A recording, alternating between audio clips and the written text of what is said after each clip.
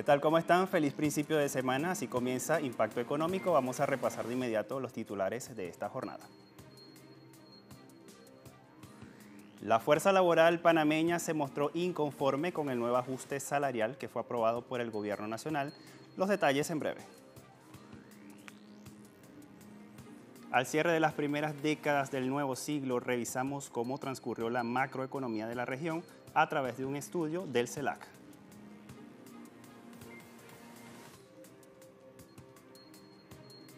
Y el Reino Unido, las disparidades salariales hacen de las suyas en las empresas británicas de ese país.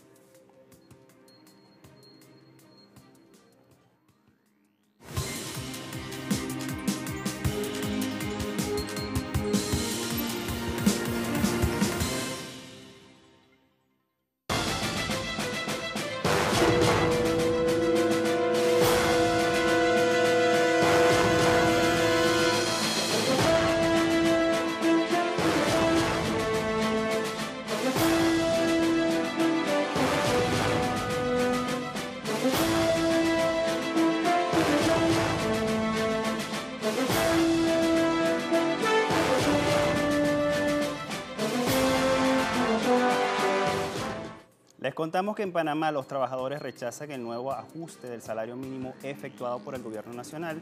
Ellos están señalando que el mismo es insuficiente para cubrir la pérdida de poder adquisitivo y condenan a quienes lo devengan a la precariedad. Luego de meses de discusión entre patronal, trabajadores y el gobierno, un nuevo régimen de salario mínimo está vigente y es criticado por ser insuficiente. Nos parece una burla de parte del gobierno actual, de parte del PRD, no tiene nada que ver con la realidad del panameño, del trabajador y trabajadora, no alcanza a cubrir las necesidades del costo de vida de los panameños, es una deshonra, es un acto de egoísmo de parte del sector empresarial y del gobierno que lo representa en esta oportunidad. El gobierno nacional anunció a principios de 2020 un ajuste del salario mínimo que difiere por sector. En el caso de la industria de hoteles y restaurantes, este aumentó en un 1%. En el sector del comercio al mayor y al por menor, en un 3%. Un 8% en el sector bananero y un 6% en la industria minera. Esto se traduce en un aumento máximo de 16 centésimos de dólar por hora y un mínimo de 4 centavos. Una burla al pueblo panameño. 3.3% de aumento no representa mínimamente el alza que ha tenido el costo de la canasta familiar. La Constitución lo establece con claridad que el salario mínimo debe ser suficiente para la canasta básica familiar. Más del 50% de la fuerza laboral panameña devenga este tipo de salario, insuficiente para cubrir los gastos como una canasta básica que ronda los $370 y que aumenta a razón de $1 por mes. Ellos son unos mequinos los empresarios. Hemos planteado claramente $1.040 como mínimo para poder sobrevivir en un sistema capitalista como este, donde todo sube sin razón, hay despidos masivos sin haber aumento de salario mínimo. Entonces, en ese caso, estamos llamando a las organizaciones sociales a que nos sigamos manifestando. No podemos aceptar eso que han planteado 3.3 de ninguna manera. Los movimientos de trabajadores abogan por un aumento general de salarios y la organización de trabajadores, como en el caso de la industria de la construcción, donde negocian convenciones colectivas cada 4 años. Hugo Vera, Telesur, Ciudad de Panamá. Y el gobierno de Honduras pidió a la banca internacional extender los plazos de pagos de créditos contraídos por el país para destinar inversiones a la construcción de represas. El presidente de este país, de Honduras, Juan Orlando Hernández, extendió la petición al Banco Interamericano de Desarrollo, Banco Mundial y el Banco Europeo. El representante del Ejecutivo hondureño espera que los organismos financieros acepten ampliar el plazo de pago de créditos con el objetivo que inviertan $1.000 millones y de esta forma hacerle frente al cambio climático. El gobierno señala que la sequía afectará este año al país, perjudicando la agricultura tradicional y a la producción de alimentos.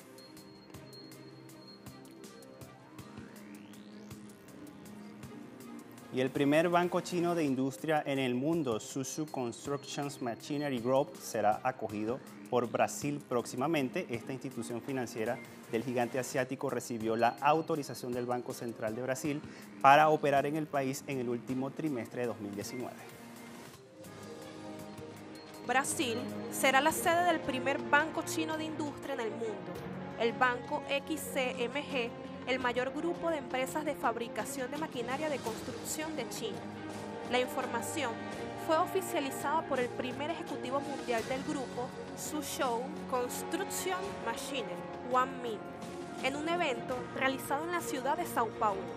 El Banco de Industria chino iniciará sus operaciones en el primer trimestre de 2020, según el Banco Central de Brasil, que por primera vez avala una entidad bancaria del sector industrial de China con un capital 100% extranjero.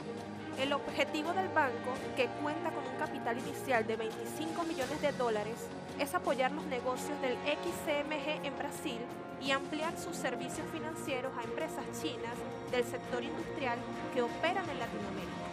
El XCMG fabrica máquinas pesadas como excavadoras, grúas y taladros de perforación e inició sus actividades en 2004 en el mercado brasileño. Asimismo, la entidad pretende atraer fondos en el campo de la construcción e infraestructura y mejorar la presencia local de empresas de capital chino, así como ampliar la cooperación con los bancos brasileños. Un reciente estudio emitido por el Grupo Consultor de Mercados Agrícolas revela que en México produce menos cantidad de granos básicos que lo consumido en el mercado interno. El país produce 44% del grano básico que consume y 56% debe comprarlo en el exterior. Todo esto según un informe que data del año pasado. La producción de granos y oleaginosas alcanzaron una cosecha de 41.3 millones de toneladas, mientras el consumo nacional llegó a 73.9 millones. El grupo agrega que México produce el doble de tomates y aguacates que requiere, pero solo cubre 20% de la demanda de arroz, 60% de cerdo y 80% de la demanda nacional de pollo.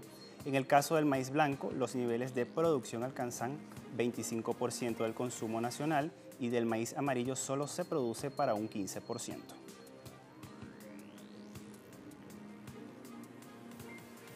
Frente a la ola de protestas sociales y luego de la fuerte represión de los organismos de seguridad del Estado contra la ciudadanía, el presidente de Chile, Sebastián Piñera, asomó medidas para reformar el sistema estatal de salud. El mandatario señaló que la propuesta legislativa busca acelerar los tratamientos de atención médica e igualmente establecer nuevos plazos en el caso de cirugías. También contempla una cobertura mínima de 80% de los costos de salud y una reducción del 50% sobre el precio de medicamentos. En un mensaje televisado, el mandatario chileno agregó que el sistema de atención estatal, conocido como FONASA, dejará de ser una entidad que solo paga las cuentas de pacientes y se convertirá en defensor de los usuarios.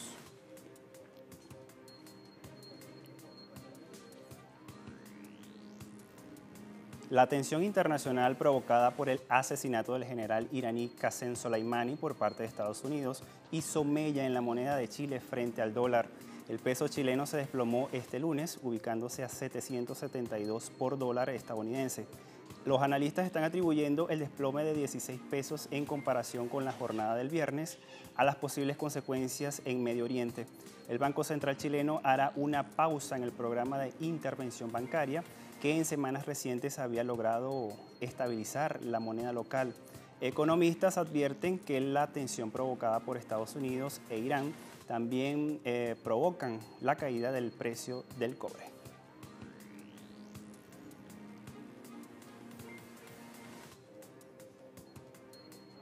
La macroeconomía latinoamericana en la región será nuestro tema que estaremos ampliando en nuestro segmento En Contexto. No se aparte, volvemos enseguida.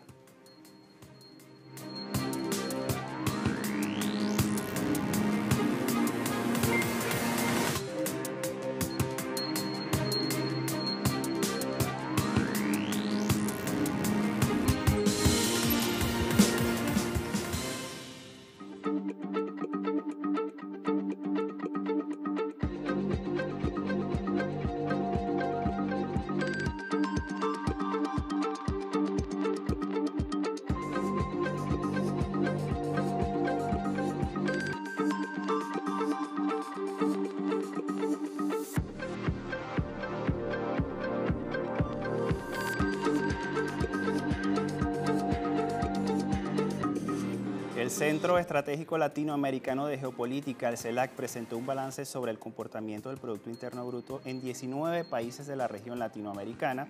Todo esto tras culminar las 2 primeras décadas del siglo XXI. El investigador de este centro, Nicolás Oliva, en la siguiente panorámica, señala que ni la liberalización de la economía garantiza el crecimiento del Producto Interno Bruto, ni este basta para ofrecer bienestar social.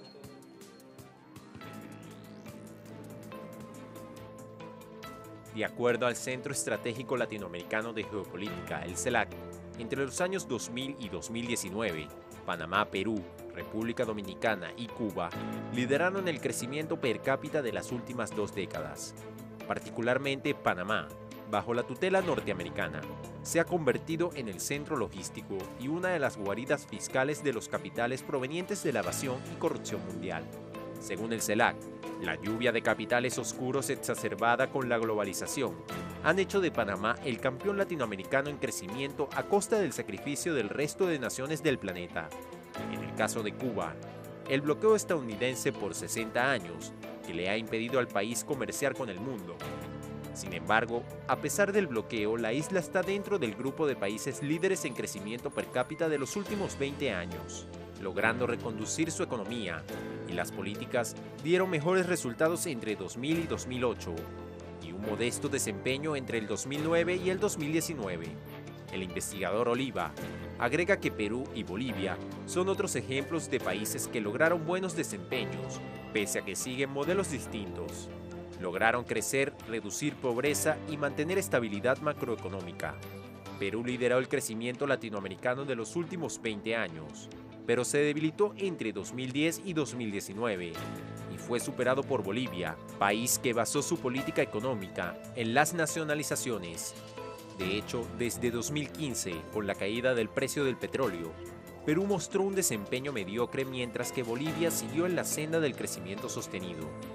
El CELAC indica que el caso Bolivia deja en evidencia que el estímulo de la demanda interna vía gasto público es una política mucho más eficiente para expandir el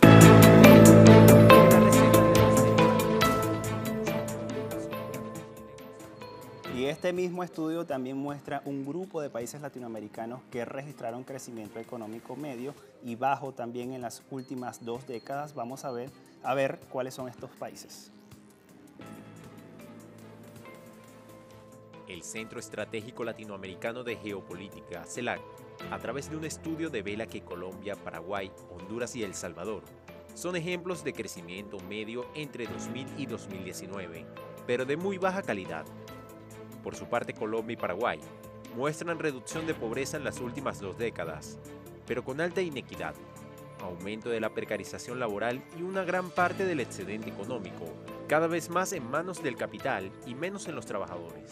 Según el CELAC, en ese sentido, en Colombia se han profundizado las políticas neoliberales y al parecer son el germen de las recientes manifestaciones ciudadanas en un marco de privatización, flexibilización laboral y desindustrialización de la estructura productiva, situación que no se diferencia mucho a lo que sucede en Chile, donde los ciudadanos protestan contra las políticas del gobierno de Sebastián Piñera. Asimismo, el CELAC señala que el crecimiento del Producto Interno Bruto de Honduras y El Salvador se traducen en nula reducción de pobreza. En el caso de Honduras, esta no bajó del 60% entre 2000 y 2016, y en El Salvador pasó de 38 a 35% entre 2000 y el 2015. A la lista se suma Costa Rica, que a pesar de ser uno de los países con más altos niveles de desarrollo humano, paradójicamente en 20 años, redujo muy poco la pobreza. Sin embargo, en el otro extremo del grupo de países de crecimiento medio, nos encontramos con Ecuador, que redujo la cantidad de pobres de 52% en 1999 a 23% en 2016. Finalmente, en estas 2 décadas, encontramos un tercer grupo de países con crecimiento bajo respecto al resto de los países. Por un lado, países centroamericanos como Guatemala, Puerto Rico, Nicaragua y El Salvador, muchos de ellos fieles seguidores de las recetas neoliberales y alumnos de la tutela norteamericana. Mientras que por otro lado, también encontramos a las 3 economías más grandes de la región, Brasil, México y Argentina. En 20 años, el Producto Interno Bruto per cápita de Brasil fue 26% más grande, el de México 12% y Argentina 19%. Y en el caso de la reducción de la pobreza en el gigante suramericano, la redujo con políticas de izquierda de 35 a 15% entre el 2000 y el 2013. Lo mismo ocurrió con Argentina, que después de la crisis de 2001, la política social y un crecimiento sostenido llevó a la pobreza de 54 en 2003 a 5% en 2013. El CELAC también suma al análisis el fin del boom de los commodities desde 2015 hasta 2019, lo cual condujo a todos los países a entrar a un periodo de ralentización de sus economías o a un crecimiento moderado. La excepción fue República Dominicana, país que mostró una evolución favorable en las últimas 3 décadas y su crecimiento no depende de los recursos naturales. Sin embargo, este país caribeño es el mejor ejemplo de que el crecimiento no basta. Entre 1990 y 2019, el Producto Interno Bruto per cápita se expandió a 5.4% en promedio, pero la pobreza no logró reducirse. En el año 2000, la pobreza urbana era de 23% y la rural de 46%, pero en 2013 ya alcanzaba 38% y 50% respectivamente. El resto de países frenaron su crecimiento en el periodo 2015-2019, quedando en la lista de países que mejores sortearon desaceleración, entre ellos Panamá, Bolivia y Paraguay.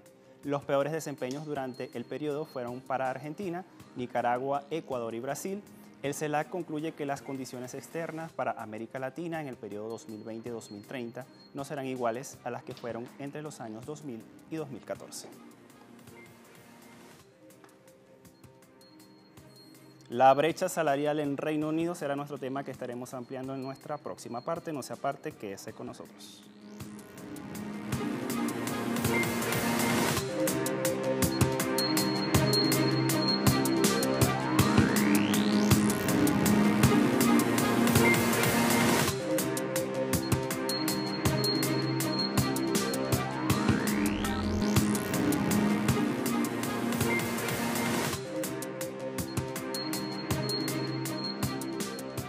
En Reino Unido, la brecha salarial sigue siendo de las suyas en las grandes empresas británicas. Un informe realizado por el High Pay Centre y el Chartered Institute of Personnel and Development develan que un empleado en el Reino Unido ganó de media 29.559 libras esterlinas en 2018, cifra que fue alcanzada en 3 días por un gran ejecutivo medio que ganó por su parte 3.46 millones de libras esterlinas anuales.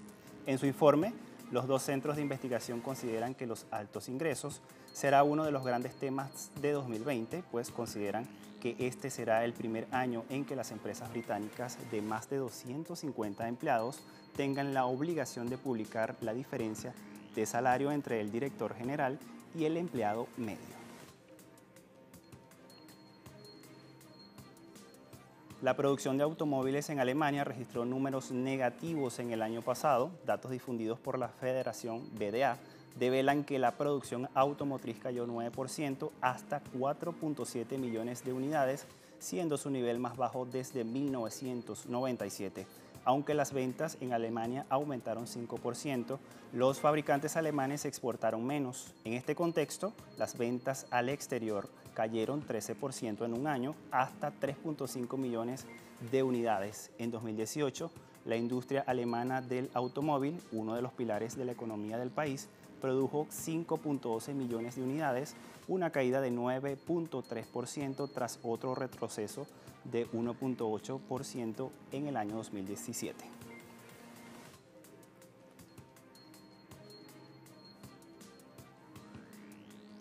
El sector de entrega urgente de China manejará más de 70.000 millones de paquetes este año. Así lo ha manifestado Jin Yuan, director del Departamento de Políticas y Regulaciones de la Oficina Estatal de Correos. La meta de entregas para este año no está lejos de ser cumplida, ya que el sector entregó un total de 63.000 millones de paquetes en 2019, 24% más año con año, con un número de paquetes expresos por cabeza de 45. Los ingresos totales alcanzaron alrededor de 107.000 millones de dólares, un 23% más. Además, la industria también generó más de 200.000 nuevos empleos el año pasado. También el año pasado se construyeron 402 parques logísticos para entrega urgente en todo el país y el número de aviones de carga para servicios de entrega doméstica llegó a 126, mientras que el de líneas de ferrocarriles de alta velocidad para dichos servicios llegó a 451.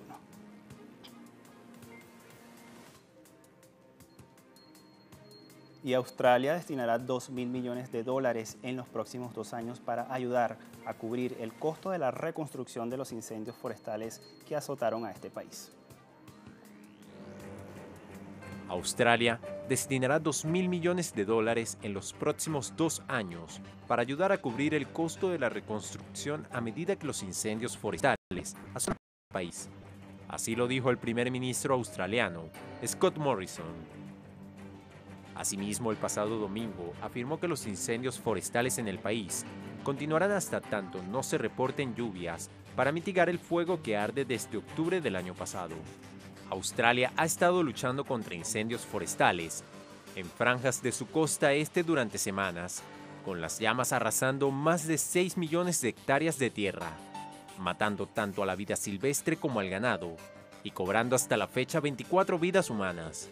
Todo esto sin contar que el humo de los incendios que acechan al país ha llegado al sur del continente americano, específicamente en Chile, un país que se encuentra a 12.700 kilómetros de la isla que está en Oceanía. Por su parte, Wu Shanhua, director de la organización sin fines de lucro, The Climate Group, con sede en la Gran China, dijo que el calentamiento global, junto con la mala respuesta del gobierno australiano, contribuyeron a los incendios que azotan el norte de Gales del Sur y Nueva Gales del Sur de Australia.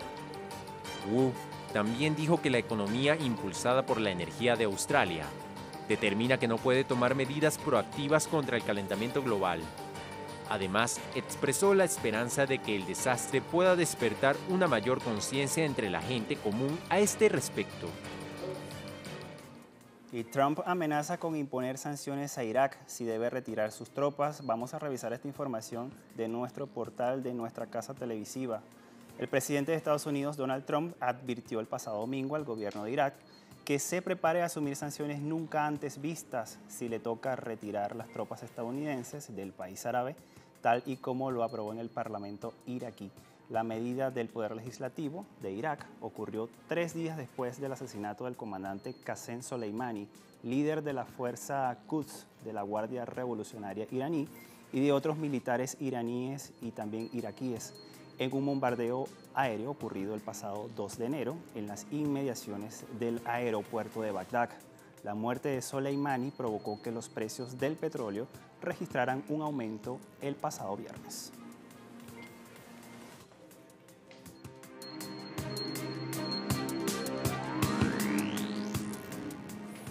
Revisamos los indicadores petroleros al cierre de la jornada de este mismo lunes, principio de semana.